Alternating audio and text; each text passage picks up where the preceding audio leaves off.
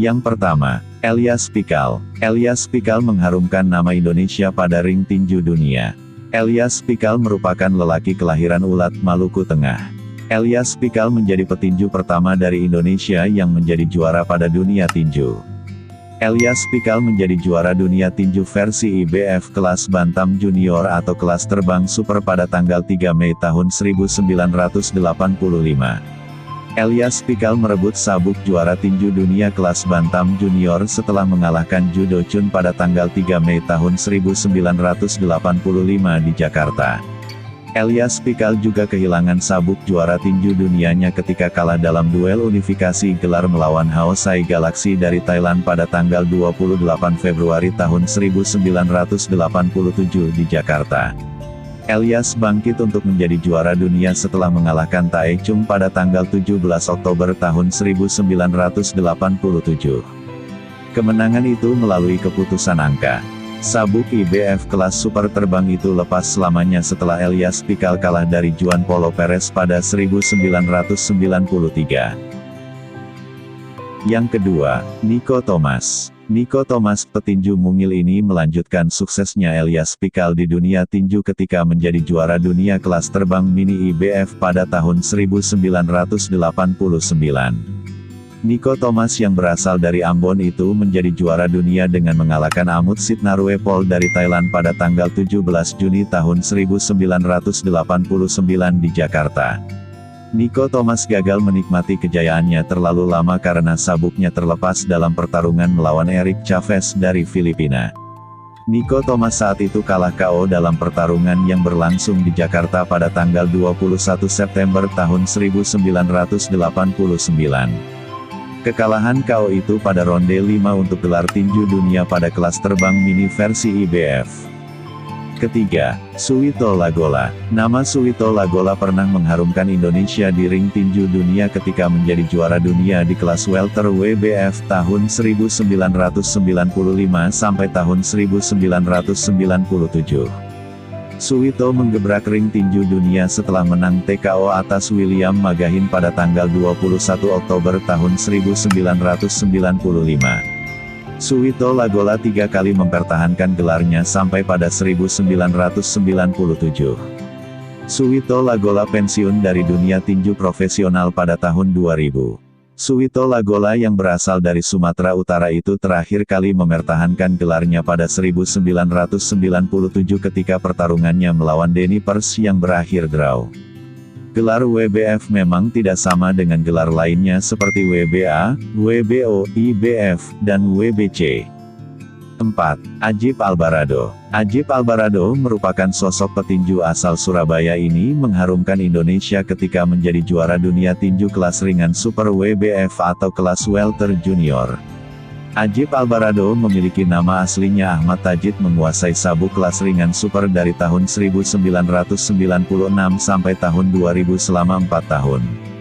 Ajib Albarado merebut gelar juara dunia pertama kali ketika mengalahkan Dindo Chanoy dari Filipina pada tanggal 28 Maret tahun 1996.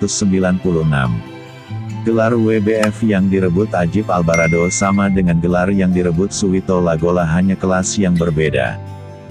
Kelima, M. Rahman. Petinju Indonesia yang lain adalah M. Rahman. Ia meneruskan kejayaan tinju dunia profesionalnya setelah menjadi juara dunia kelas terbang mini IBF mulai tahun 2004 sampai tahun 2007 dan tahun 2011. Rahman pertama kali juara dunia setelah menang KO atas petinju Kolombia Daniel Reyes pada tahun 2004. Gelar M. Rahman hilang pada 2007 ketika kalah dari Florante Condes pada tahun 2007. Rahman kembali menjadi juara dunia pada 2011 dengan menang KO atas petinju Thailand, Kwantai Sitmorsen di ronde 9 dan merebut gelar WBA, dan pada tahun yang sama M. Rahman melepas gelar karena kalah dari Ponsawan Por Pramuk dari Thailand. M. Rahman saat ini petinju legendaris asal Merauke. Keenam, Chris John. Siapa yang tidak kenal dengan petinju legendaris Indonesia yang satu ini? Petinju dengan julukan The Dragon itu menjadi juara tinju dunia terlama dalam sejarah tinju dunia Indonesia saat ini tahun 2021.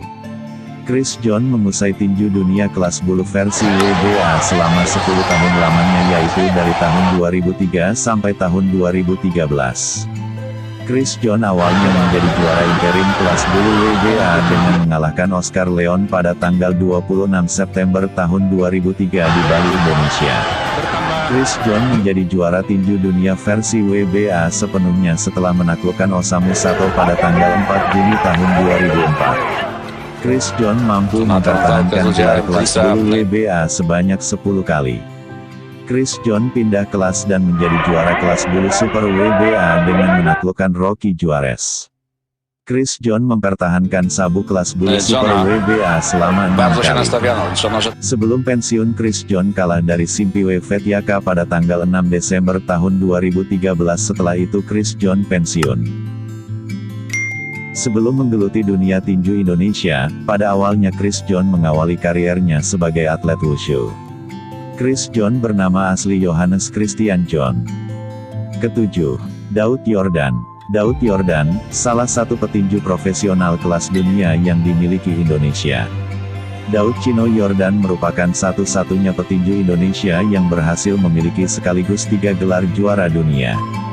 Daud Yordan menjadi juara dunia kelas bulu WBO setelah menang KO atas Lorenzo Villanueva dalam 2 ronde. Setelah mempertahankan gelar melawan Choi Sivinpurev, akhirnya Daud Yordan kehilangan sabuk juara dunianya setelah kalah TKO dari Simpiwe Fetiaka pada tahun 2013. Daud Yordan bangkit kembali ketika merebut sabuk juara dunia kelas terbang WBO dengan mengalahkan Daniel Eduardo Brizuela dengan angka pada tanggal 6 Juli tahun 2013. Daud Yordan akhirnya menambah sabuk juara dunianya setelah menjadi juara dunia kelas ringan super WBO dan IBA setelah mengalahkan dengan TKO Michael Mokuna pada tanggal 17 November tahun 2019. Kedelapan, Ongen Saknosiwi. Ongen Saknosiwi menjadi sangat spesial setelah menjadi juara dunia tinju kelas bulu IBA. Ongen Saknosiwi yang juga prajurit TNI Angkatan Udara menjadi juara dunia ketika merebut sabuk lowong dengan mengalahkan Marco Demesilo pada tanggal 17 November tahun 2019. Ongen Saknosiwi merupakan petinju kelahiran Maluku yang mengawali karir tinju profesional saat mengalahkan Immanuel Hutagalung di domestik.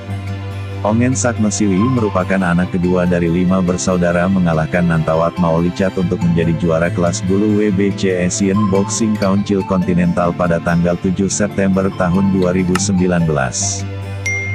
Sekian dan terima kasih. Mohon maaf bila ada kata-kata yang salah.